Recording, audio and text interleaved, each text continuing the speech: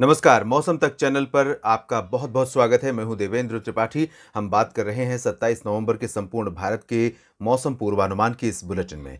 Cyclonic circulation जो कि बंगाल की खाड़ी पर बना हुआ था, वो लगातार अपना प्रभाव दिखा रहा है और इस बीच आपको बता दें कि जल्द ही एक बहुत ही स्ट्रॉन्ग वेदर सिस्टम बंगाल की खाड़ी पर उभरने वाला है, जिसका इम्पैक्ट देश के कई राज्यों पर पड़ने वाला है और संभवतः ये साइक्लोनिक स्टॉर्म बन सकता है नए महीने के शुरुआती समय में, यानी दिसंबर के शुरुआती समय में एक साइक्लोन भारत पर हिट कर सकता है और भारत को बहुत ज़बरदस्त बारिश ये सिस्टम दे सकता है और काफ़ी नुकसान भी इसके कारण होने की आशंकाएं हैं। लेकिन ये किधर जाएगा, किन राज्यों को प्रभावित करेगा, ये सब चीज़ें अभी बहुत शुरुआती हैं और अभी इसके बारे में अनुमान लगाना थोड़ा सा जल्दबाजी है। साइक्लोनिक सर्कुलेशन जो कि बंगाल की खाड़ी में श्रीलंका के तटों के करीब बना हुआ था, इसके प्रभाव से यहाँ आप देख सकते हैं श्रीलंका और दक्षिणी प्रायद्वीपीय भारत के तमाम इलाकों पर बहुत घने बादल बने हुए हैं।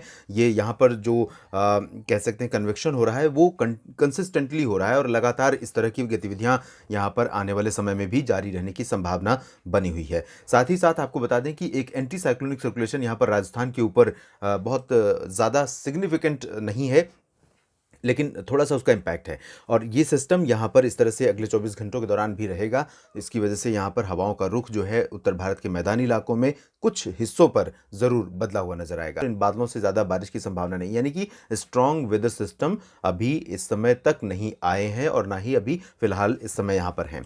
लेकिन बादल ज़रूर यहाँ पर बने हुए हैं। ये तो रही मौसमी सिस्टमों की स्थितियाँ और अब हम जानते हैं कि किस तरह की बारिश आने वाले 24 घंटों के दौरान पूरे भारत के क्षेत्रों में होने की संभावना है। उत्तर भारत के पहाड़ों पर खासतौर पर गिलगित बाल्टिस्तान और मुजफ्फराबाद से लेकर लद्दाख के बीच में जिस तरह का बादलों का आने का सिलसिला है, भले ही वो मीडियम और हाई क्लाउड है, लेकिन इनसे कुछ जगहों पर आप ज़रूर उम्मीद कर सकते हैं हल्की-फुल्की बारिश की। तो यहाँ पर गिलगित बाल्टिस्तान से लेकर लद्दाख के बीच में थोड़ी बहुत वर्षा की संभावना है। जम्मू कश्मीर, हिमाचल प्रदेश और उत्तराखंड पर बादल इसी तरह से दिख सकते हैं। कहीं-कहीं पर खासतौर पर उत्तरी क्षेत्रों में यहाँ पर चमोली, उत्तरकाशी से लेकर केदारनाथ, जोशीमठ और गंगोत्री, यमुनोत्री तक, इधर लाहौल स्पीति और से लेकर धर्मशाला तक और जम्मू कश्मीर में श्रीनगर, गुलमर्ग, कुलगाम, पहलगाम, राजौरी, पुंछ, इन सभी जगहों पर डोडा, ये जो उत्तरी क्षेत्र है इन भागों पर, इन सभी जगहों पर बादल दिख सकते हैं, लेकिन बारिश की संभावना इन क्षेत्रों में जम्मू कश्मीर केंद्र शासित प्रदेश में और दोनों राज्यों हिमाचल प्रदेश तथा उत्तराखंड में नहीं है। मैदानी इलाकों की अगर हम बात करें तो पंजाब, हरियाणा और दिल्ली, वेस्ट उत्तर प्रदेश के अधिकांश हिस्सों पर उत्तरी और उत्तर पश्चिमी दिशा से हवाओं का प्रभाव रहेगा और ये हवाएं यहाँ पर तापमान को नीचे ले जाने में बहुत अहम रोल प्ले कर सकती हैं। तो यहाँ पर फिर से ग्रेजुअल डिक्रीज तापमान में अगले कुछ दिनों तक आपको देखने को मिलेगी। अमृतसर से लेकर पटियाला, लुधियाना, बरनाला, मोगा तक, इधर करनाल, हिसार और सिरसा, फतेहाबाद, रेवाड़ी, महेंद्रगढ़, चरखी दादरी, पलवल, झज्जर, नूंह समेत उत्तर में करनाल और पंचकुला, यमुनानगर, इन सभी जगहों पर तापमान में गिरावट होगी और इसी तरह से उत्तर प्रदेश के मध्य और पश्चिमी भागों तक तापमान गिरेगा और फिर से हवाएं जब पूरब में पहुंचेंगी तो वाराणसी और गोरखपुर, प्रयागराज, जौनपुर, प्रतापगढ़, अमेठी, सोनभद्र, भदोही, गाजीपुर, मऊ, ये रीजन भी अछूता नहीं रहेगा। यहाँ पर भी इन हवाओं का असर दिखेगा, लेकिन अब अगले 24 घंटों के बाद यहाँ पर असर दिखेगा। अगले 24 घंटों तक फिलहाल थोड़ा सा सर्दी कम रहेगी, यानी कि 27 नवंबर को यहाँ पर तापमान बहुत नीचे नहीं रहेगा, न्यूनतम तापमान खास तौर पर। लेकिन राजस्थान की यहाँ पर मैं बात ज़रूर करना चाहूँगा क्योंकि यहाँ पर एक एंटी साइक्लोनिक सर्कुलेशन बना हुआ है जो कि क्लॉकवाइज चलता है इस तरह से, और जब भी एंटी साइक्लोनिक सर्कुलेशन का थोड़ा बहुत भी इम्पैक्ट होता है तो हवाओं का रुख परिवर्तित हो जाता है। इसकी वजह ये है क्योंकि सेंट्रल इंडिया में मध्य प्रदेश के सेंट्रल भाग से लेकर बाकी नीचे तक पूर्वी दिशा से हवाएं आ रही हैं और इन हवाओं के साथ मॉइस्चर है और मध्य प्रदेश के ऊपर भी जब ये सर्कुलेशन इस तरह से मूव कर रहा है तो यहाँ पर जो मध्य प्रदेश के ऊपर जो हवाओं का असर है वो पूर्वी दिशा की हवाओं का असर है और राजस्थान के भी हम अलवर और गंगानगर, अलवर में भी मैं कहूँगा कि थोड़ा सा आर्द्र हवाएं हैं, इसलिए यहाँ पर तापमान में गिरावट थोड़ा सा नहीं होगी बल्कि कुछ जगहों पर तापमान ऊपर जा सकता है। न्यूनतम तापमान अलवर और जयपुर, अजमेर से लेकर कोटा, सवाई माधोपुर, और उदयपुर, प्रतापगढ़, डूंगरपुर, सिरोही, भीलवाड़ा समेत जोधपुर, जालौर और जैसलमेर तक। लेकिन गंगानगर, चूरू, हनुमानगढ़ और बीकानेर, ये जो पश्चिमी रीजन है, उत्तर पश्चिमी रीजन है, इन भागों में ज़रूर पश्चिमी और उत्तर पश्चिमी दिशा से हवाएं आएंगी तो यहाँ पर तापमान गिरेगा, सर्दी इन भागों में बढ़ेगी। बाकी का जो राजस्थान का रीजन है, इन भागों में अगले 24 घंटों के दौरान तापमान में थोड़ा सा बढ़ोतरी हो सकती है, दिन और रात दोनों के तापमान में। सेंट्रल रीजन में अगर देखें तो गुजरात के अधिकांश भागों पर पश्चिमी पूर्वी दिशा से हवाएं पहुंच रही हैं और इन हवाओं में आर्द्रता होने के कारण सूरत की बात करें या वलसाड़, नवसारी समेत वडोदरा, अहमदाबाद, गांधीनगर, मेहसाना, पाटन, साबरकांठा, बनासकांठा और कच्छ समेत सौराष्ट्र के तमाम क्षेत्रों में तापमान थोड़ा सा बढ़ेगा। इन भागों पर भी पूर्वी दिशा से हवाओं का असर रहेगा और इसी तरह से मध्य प्रदेश में भी शुष्क मौसम के बीच तापमान में बढ़ोतरी होगी। छत्तीसगढ़, ओडिशा में भी कोई मौसमी बदलाव फिलहाल नहीं होगा।